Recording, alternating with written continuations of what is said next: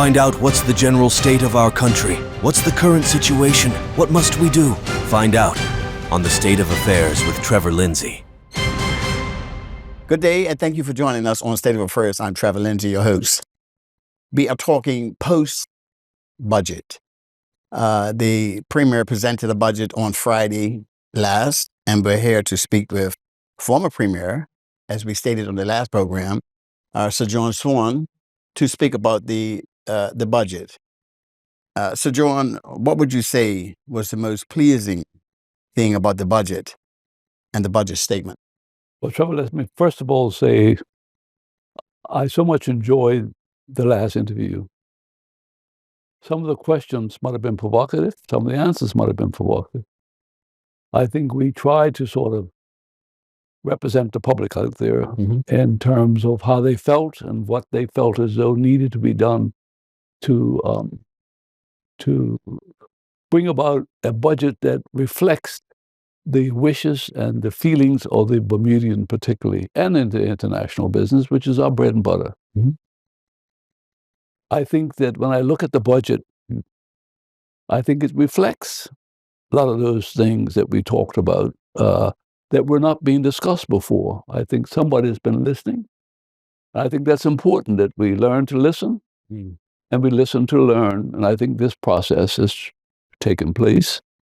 I commend the Minister of Finance, the Premier, for having really laid out a broad spectrum of issues and also methods by which those issues will be addressed. You can't please all the people all the time, but what you need to do, though, is to let people know that you are working on something that serves their greater interest, and I think that's what we've seen in this budget. What will be the results? We won't know for another year. They always say the real aspect of anything you cook, it's not in the cooking, it's in the tasting. Yes, sir. So that will take time to realize. A balanced budget is a budget that says the fact that we can spend this money and do what we say we can do without extending or without reaching too far into the coffers of the government. That may be the first step and the first thing we need to do in order to take and bring Bermuda back to some fiscal strength, and at the same time, bring our infrastructure up to date.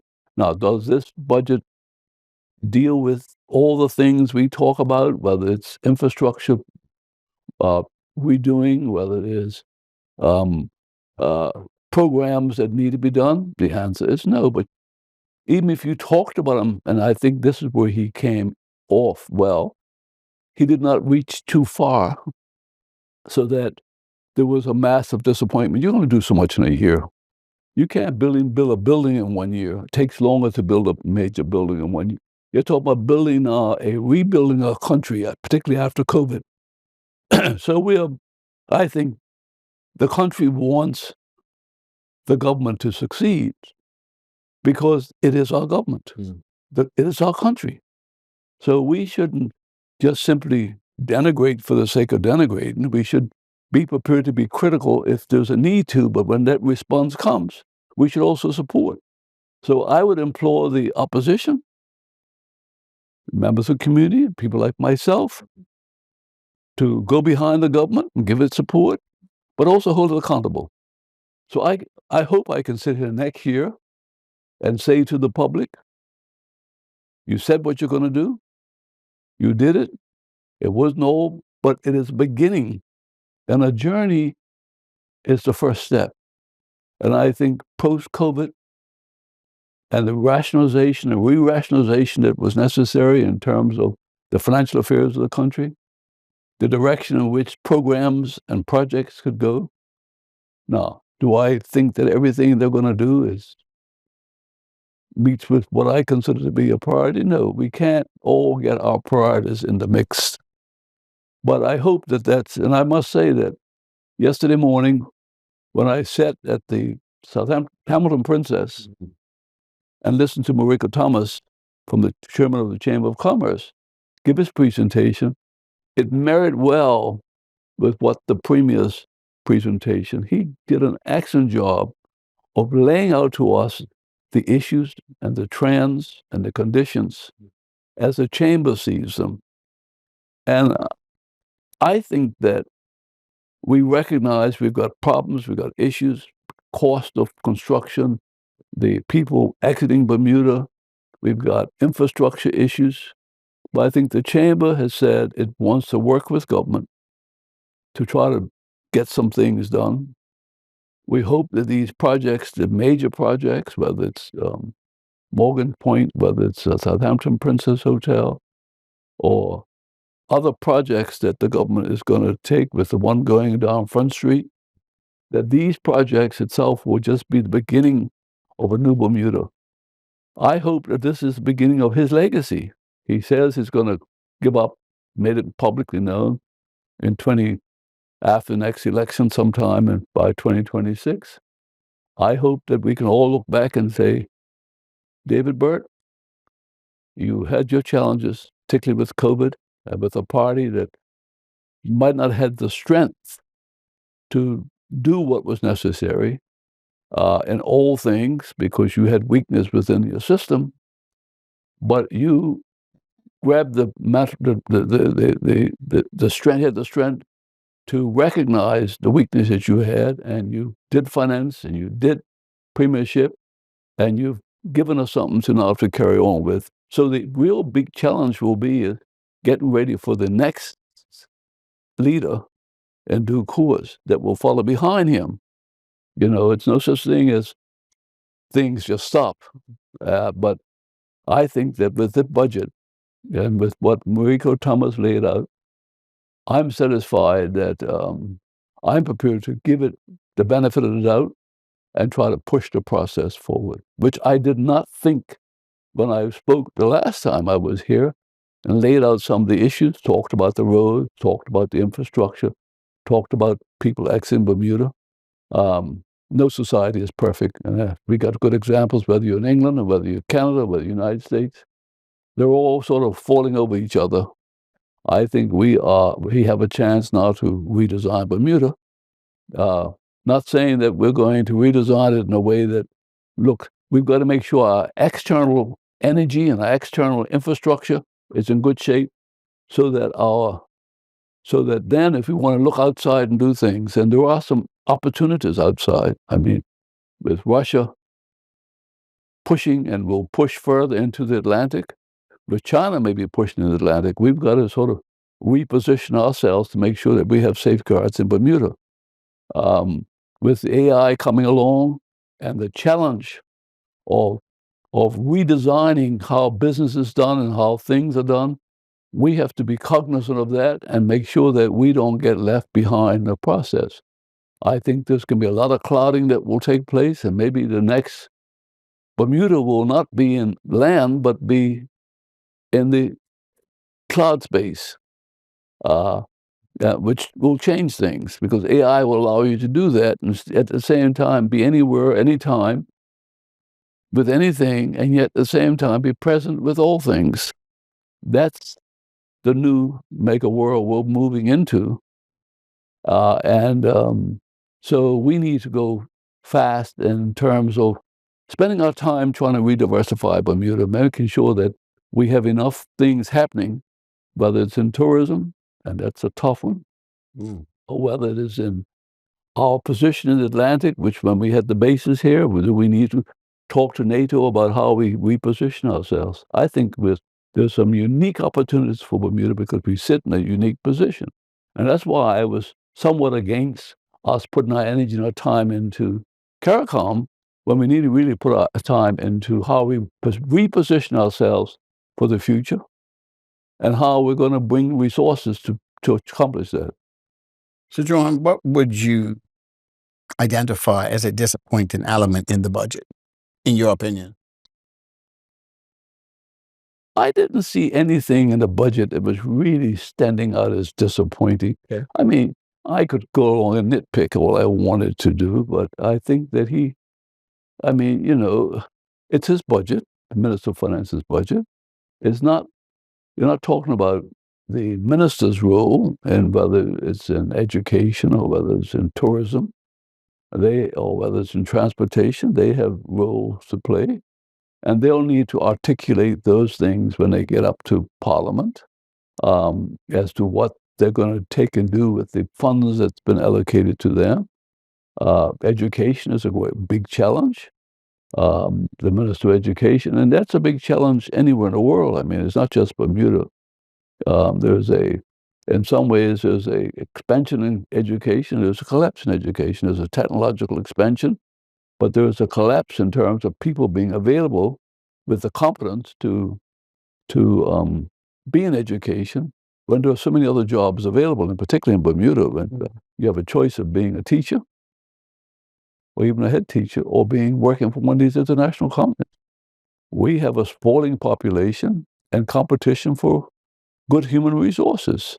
So it's not anybody's fault in the fact that we are so successful that we, in some ways, that we divert some of our resources that we used to have when we were not in the international business.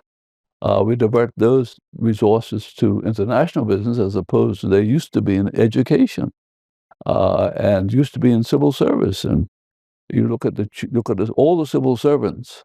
You don't see their children going into education. You see them going into international, coming actuaries, or going into professionals and so forth. So there's been a change with a falling population, falling birth rate, which means the fact that great opportunities with less and less people.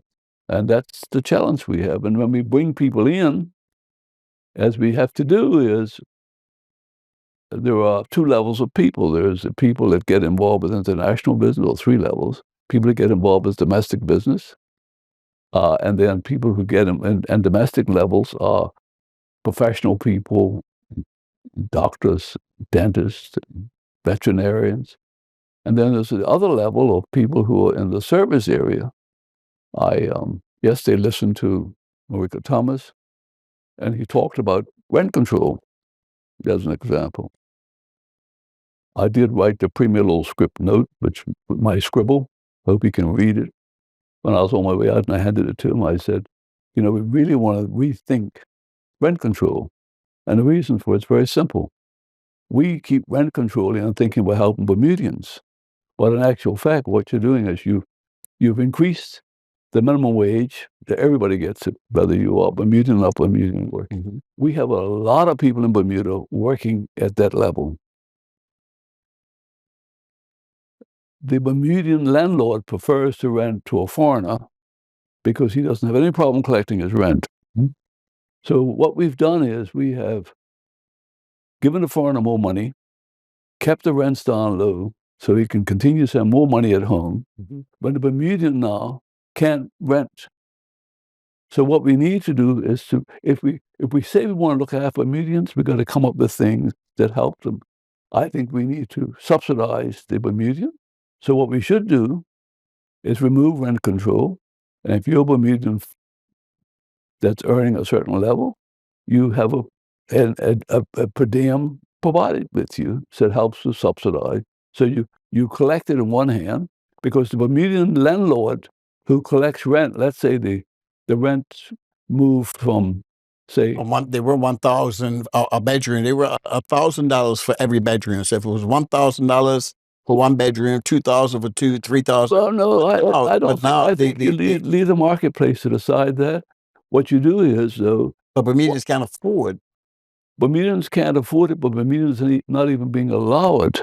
Okay, because you go out on Court Street now and go down on Engle Street, you see a lot of foreigners out there renting the place that Bermudians rented. That's right. So if Bermudians should be subsidized, so if you lift rent control, you can still subsidize Bermudian, but the foreigner doesn't.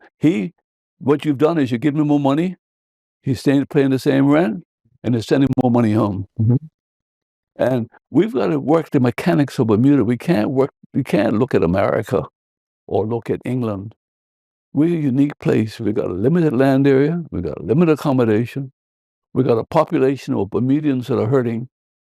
And we when we think we're doing things for them, we might be doing counter things because we end up saying, yeah, we're going to put you there, but you're going to be on the same footing as everybody else. If they are Bermudians and we feel as though we have a responsibility to them, let's reach out and find ways in which we help to bring them up to some type of standard that they see all around them. The foreigner gets here, he's here for 20 years, 30 years. He goes back home, he's got a home, he's got his kids educated, and he retires, and his Bermuda dollar goes, because the U.S. dollar goes maybe 50 to 1, 60 to 1, 100 to 1. That's the lopsidedness of it. And I was speaking to some people about it. I said, well, what about, that's not, that's against international rules that you should. I'm not saying you give them all the same salary, but you have every right to subsidize your citizens. I want to ask you, why, I asked the Premier on Insight Sunday night, why is it that the Bermuda government does not tax those monies leaving Bermuda by guest workers? Well, it does tax for every time you convert from U.S. dollars, Bermuda dollars to U.S. dollars, you pay a tax on it. You pay a tax. Guess the person sending it out, but what does Bermuda get from? What does the Bermuda government get from that? A very small percentage. Well, it gets a small percentage, but the money turning over. You know, you're right, but you're right to a certain extent because now these international companies pay their staff in U.S. dollars. That's right, into their U.S. accounts. Well, so even if you tax, the only taxing the Bermudians who can't afford it because the U.S. dollar one is that it's being paid. You know, we are a international center. Mm-hmm. You have international banks accommodating international companies and international people who don't get money in U.S. dollars, who don't get money in Bermuda dollars, get you in U.S. dollars, get money deposited right into their account. So by taxing, all you're doing is taxing Bermudians, most of which is your bulky workforce. You're not accomplishing anything other than putting more pressure on the Bermudian. You get from the foreigner the payroll tax that is because he's earning a lot more, which props up the bulk of government's costs. Okay. I don't think that you don't really want to get into a punitive tax situation for Bermudians sending money abroad. There are some restrictions already. I mean, the banks are constantly trying to find out what you're doing with your money. Yeah. Because they are looking at how the money level, Bermuda dollar versus U.S. dollar position is always trying to be maintained.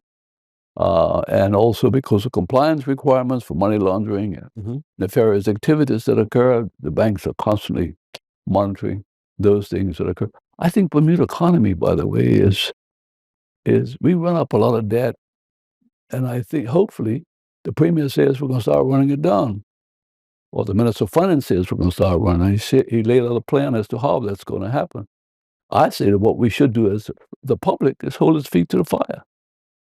That's what and go through the budget. I read the budget. In fact, I was rather a bit sleepy yesterday in the budget statement breakfast because I've been up all weekend and I went through the budget 3 times. All the statistics and all the information. I want to make sure that I was informed and educated about the budget. And I try to take and make sure that I understood it because I wanted to be positive. I've said my piece earlier, yes, sir. But I wanted to be positive.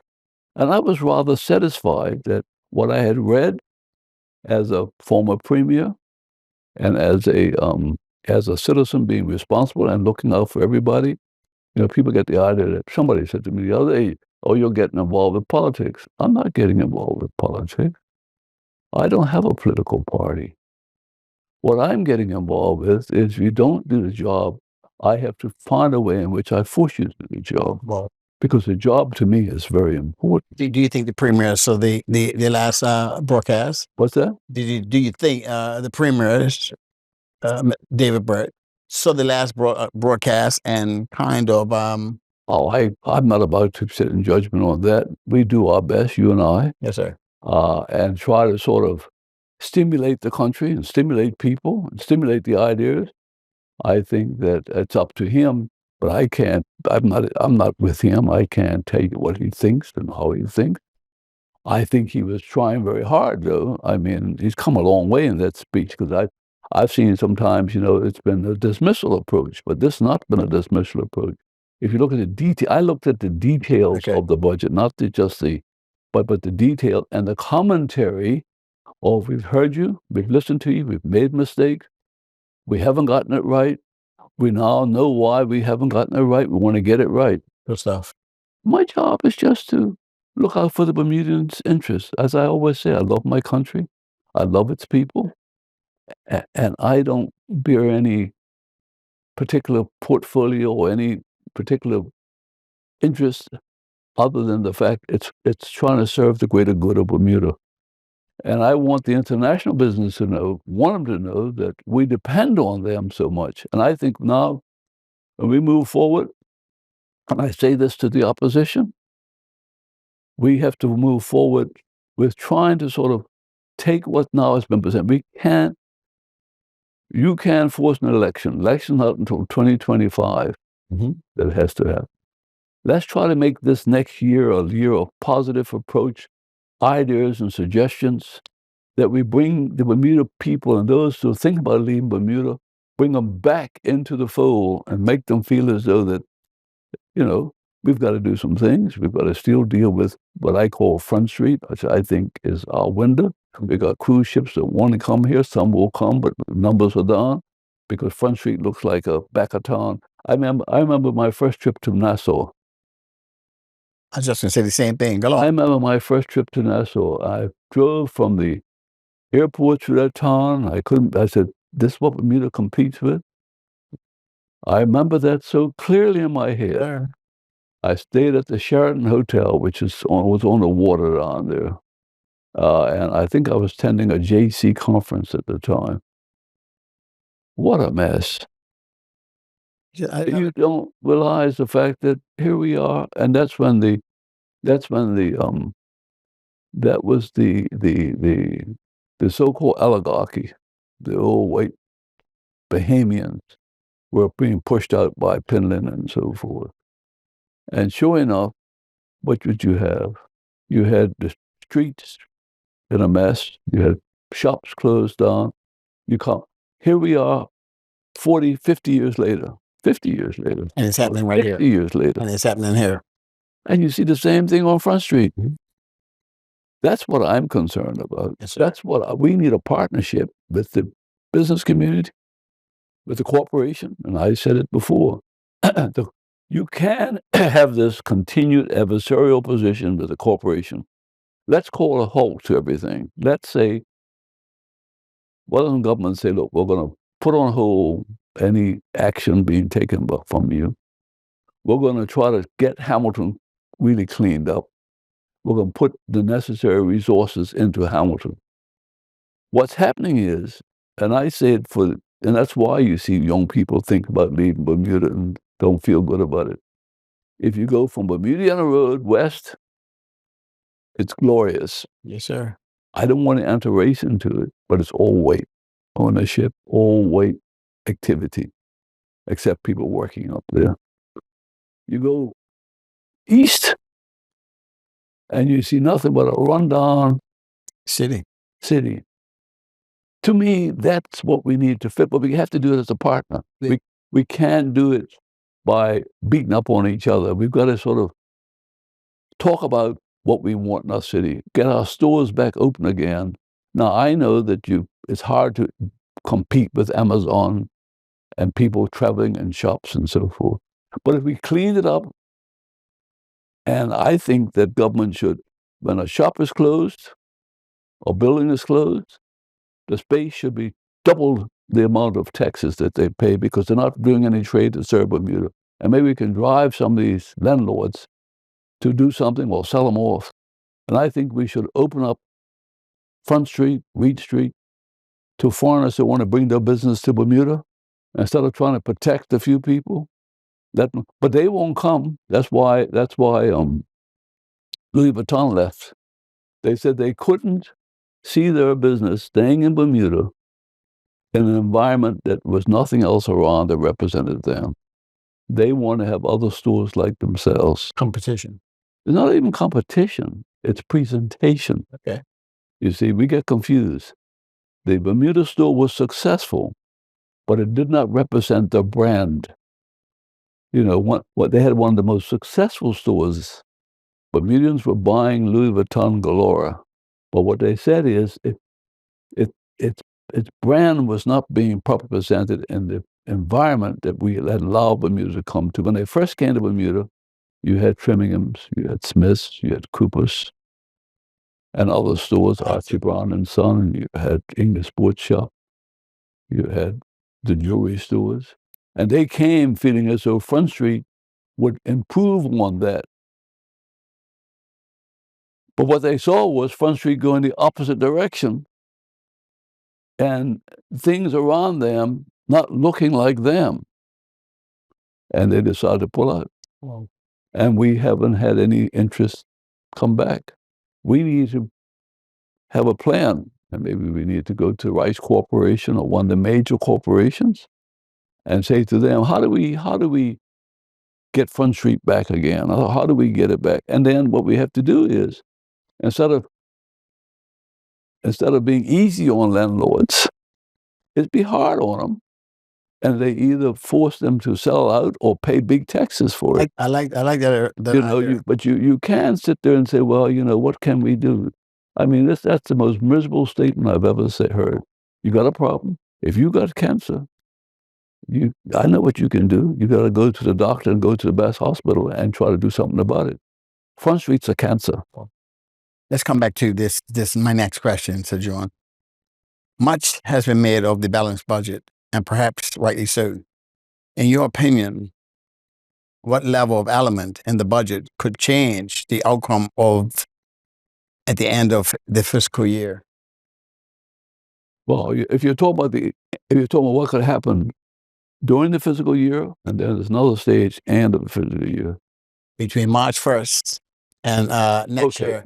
Between April 1st and March 31st next year. Okay. What could change, the two changes, positive change and negative change. What could change positively is if you had the civil servants and the government working together in concert. I'm hearing more things about this process not happening. Yes, sir. And I don't blame civil servants. I don't blame the government. I think it's just that it's been a dislocation for various reasons, and the atmosphere in the country itself has added to. I mean, these are human beings like anybody else. If you have other negative stuff going around, what do? You just embrace the negative stuff, and after a while, you feel as though you want to be a part of it. I like something, or I don't like something. What we got to do is to have the public. That's why I said we want the opposition, the government working together with the civil servants. And what is our objective? It's to make Bermuda better, make Bermuda work better, because we're really competing with the rest of the world. We're not competing with ourselves. That's what I see happening. We find ourselves competing all the time with ourselves, politically, business-wise. Talked about the private school versus the public schools. Now the public schools are not doing well, but the private schools are not doing well. So we start competing and we start injecting negative. What we got to do is, you know, there's two types of energy. There's negative energy and there's positive energy. Yes, sir. What we want to do is inject in Bermuda a lot more positive. And that's a human capacity to do something, because you can actually talk about it in a positive way and people start feeling positive, feeling good. Conditions have always been rather miserable. It was miserable for me as a kid. I wore shoes with holes in the bottom of them, would put cardboard in the bottom of the shoe. I felt miserable trying to take a walk with those shoes. Went to sleep some nights. My mother and father were working. I had to sort of put my sister to bed and everything else. But we managed to work through it and so forth. And I had people around me who were also suffering. And we somehow or the other think that all of a sudden now government should foot the bill for everything, and that prices are ridiculous off the top. If you go to America or go to Europe right now, I was shocked when I was in Europe in August, and the bill I got in Europe was the same bill I got in Bermuda in terms of the amount of people and the food. We're not overpriced as people think we are. It's just that we're not used to this because we live close to America, and you can go to McDonald's and you can go to Kentucky Fried, or you can go to one of these restaurants in New York, and you pay as much, if not pay more than you pay in Bermuda. But what we always looking for, the angle of negativity. That's a nature, I suppose. But I'm saying we need to now develop the angle of positive application, because we're all in this together. Sink or swim. I'm not going anywhere. I'm not leaving Bermuda. I hope none of you are leaving Bermuda. I hope all of us will say, including the foreigners, will say, we're not leaving Bermuda. We're going to stay in Bermuda because we need each other right now. We can't. But you look at the budget. You look at the income that's coming in. The foreigners providing that income at the very top, whether it's in tourism, except for the Greens that mainly own the hotel, but the rest of it, mostly foreign-owned. Rico Thomas laid out very clearly yesterday morning the amount of hotels and guest houses that were closed. Gone. We can't bring that back. I don't care what happens. But what we can bring back, though, is an attitude that says, we're going to open up Bermuda to welcome us. We're going to invite the foreign in here. We don't have the capital. If not, Lantana would have been rebuilt. Ariel Sands is still trying to be rebuilt. Alba Beach would have been rebuilt. But we didn't have the money to do it. So we've got to bring the foreign in. And when we bring him in, we've got to let him know exactly what our intentions are. We can't bring him in there and pussyfoot with him and play around with. Those days are over. You know what? The world now is transparent. When you say something in Bermuda, it reaches the rest of the world. When you do something in Bermuda, the world knows about it. We used to be able to do a whole lot of things. Some of the bad things that happened in other places, we never heard about them. Nowadays, we know that the world is porous, it's transparent, and it's getting more so with AI out there now. So we've got to now look towards how we present ourselves to the world as a collective country. I want to ask you, since you mentioned about the civil servants and the ministers, why is it such a, what's the word I can say, tug of war between, or why does the civil service have so much power? Well, first of all, we've got to keep in mind is that the civil service is a collective union. They're a union organization. Second of all, you got to keep in mind is that the civil service is a group of people that have issues and problems of their own. Third of all, you have the government that depends on the civil service, a group of people that have their own issues and their own objectives. And sometimes you can't reconcile the two of them. All I'm saying is we need to have a dialogue, and if government wants to have a dialogue, and if it can't have a dialogue, look for resources that can help them to have a dialogue. We can't butt our heads against each other. You ever seen two bulls or two cows or more important, two goats disagreeing, butting their heads until one of them collapses? We got to stop that. We got to say to the civil service, we're here, you're here to serve us, but we're here to serve you. There's no such thing as we're on top of you and that you do what we tell you to do. You're here to serve the public, and we're here to serve the public, and let's see if we can do it together. And we're here to make Bermuda a better place. And if we do that, you'll find out that we have really managed to accomplish a lot. I just think that things just sometimes just deteriorate based on people taking for granted, not being humble enough to seek help and respectful enough to let people know that their help means something. It can happen in Bermuda, and I think that it's up to us to make sure that it does happen.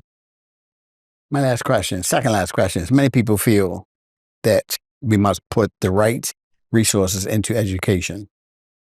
Is this reflected in the 2024-25 budget? It is and it isn't. It isn't, and the fact that we have not determined what are the components that we need in education that would say that we're going to restructure education in a meaningful, organized fashion. And that's a conversation I had with the minister some time ago. And that here are the statistics, here is the resources in the school, but more importantly is one of the problems we've got, and we have to face that.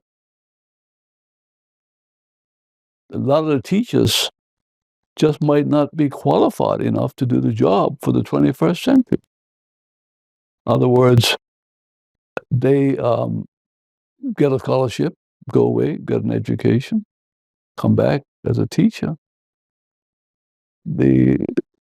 And what's happened is young people today feel as though you can't take my rights, and particularly take my thoughts away from me. I have an interest or I have a propensity to do this, and you're asking me to do that. We have not brought the technological revolution that's happened into the education system. Now, this can be tough because if you're a teacher, an English teacher, you were taught how to teach English. But the technological side of it now becomes as important. It was like before the printing press, that was 500 years ago, everything was script on hand. And then the printing press came along. And that was a revolutionary change in how you taught and how people learned. They can take their books home with them. They can go to the library and everything else. Now we're talking about you don't have to take any books to school class. You don't have to take any. You don't have to go to the library. Everything's online. You're online. And now we're almost moving into another virtual world, and particularly with AI. Do our teachers really understand what has to happen? But do our administrators? I remember very clearly when I was premier, computers came along, and I remember we had a idea that we should put computers in schools, and there was a lot of resistance to it. And I happened to have been invited to go up to Center Secondary School, and I was up there, talked to the kids and so forth. They were talking about computers and so forth. I went to see Marion Robertson, who was then the head of education.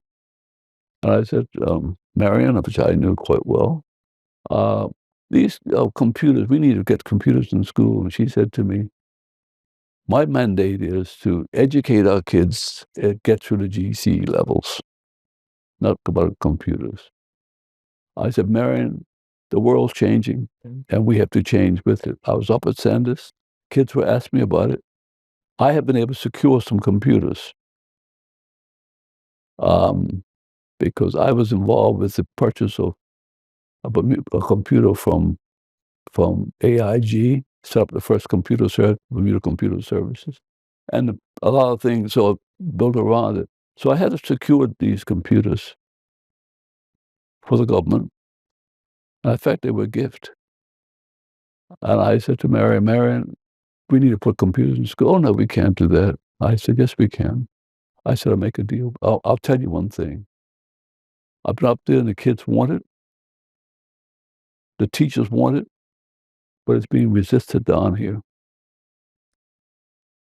I'm going back up to that school next Friday.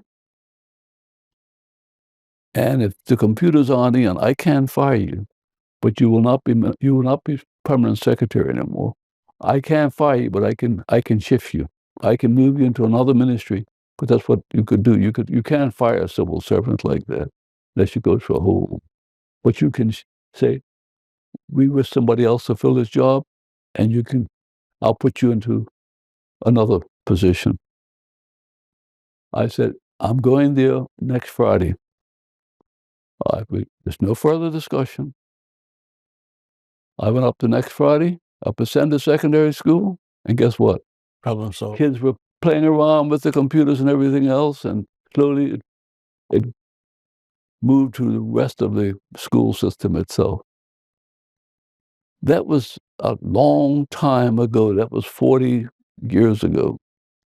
1980, that must have been about 1986, 87. Mhm. So the point I'm making is that we're now moving into the world of AI. Does our education system understand it? Should we not bring in resources? Either we educate our people? So when you ask me, does this budget reflect? No, it doesn't. It can't, because no one knows what's needed until we design a plan that we feel as though it can work for the 21st century, not for now, because now moves on very fast. Now is history. Right now, I'm talking to you, and whatever I say to you is history. Whatever happens is where we're going to end up from here. And we need to do that with education. Not only I think the private sector is slowly, I think Warwick Academy is moving ahead very fast with it. I think the BHS is, Salters is the one that hasn't been quite as, I don't think, as strong. I think Berkeley and Cedar Bridge needs to do the same thing. I think that Berkeley, I understand, has a very good academic program and a lot of discipline. But are we really topping up for the 21st century? And we can do it because we're almost there. We're not like we're way behind. We're almost there.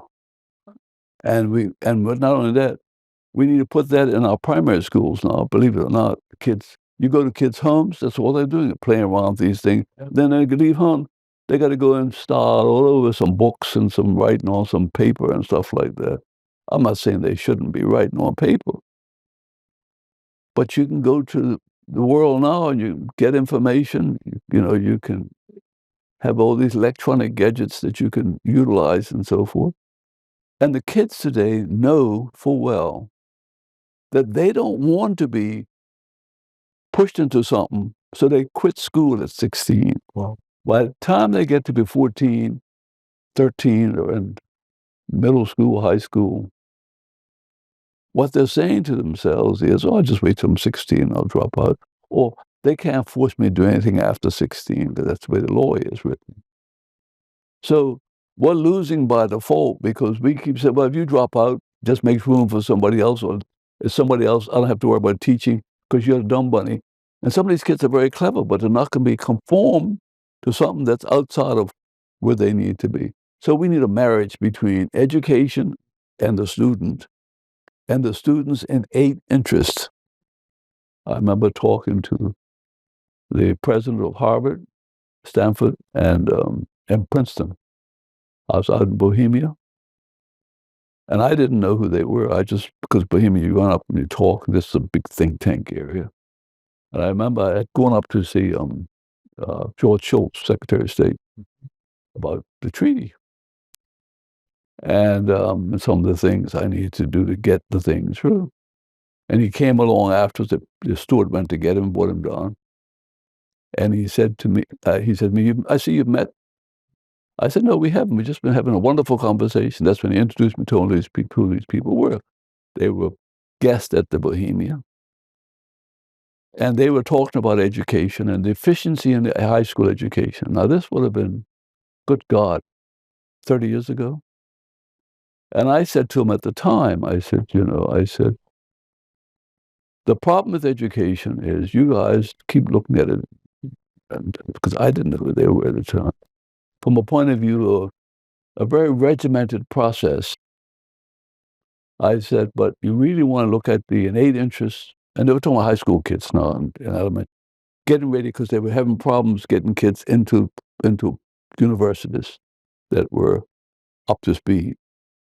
I said, you really want to bring young people along with their innate interests and the tools they need to evolve and develop their innate interests. And we had this wonderful conversation. To my surprise, and I can tell you when it was, 1993, I got an invitation to go to a symposium they were having on education after my discussion with them. And unfortunately, why I remember it is because it was the 93 election, the same time that the symposium, I couldn't go to it. But the fact is, I was preaching that then. Some schools have adopted, and some schools haven't. The most successful school that's adopting is Work Academy. And I think that, but there's no space in Work Academy for anybody else. They're packed, they're full, they don't take any more students because they are now on the right track. So you asked me about education. I think before we start just dumping more money into it, I think we have to dump more human understanding of it and human understanding of our young people so that they can be a real meaningful part of the change that's to occur, and then bring the parents along in the process, because parents play a big role. You know what your mother or your father did for you. I know what my mother did for me and my father did for me. I wouldn't be what I am today if it wasn't for my parents. And so we've got to sort of bring in the parents also. You can.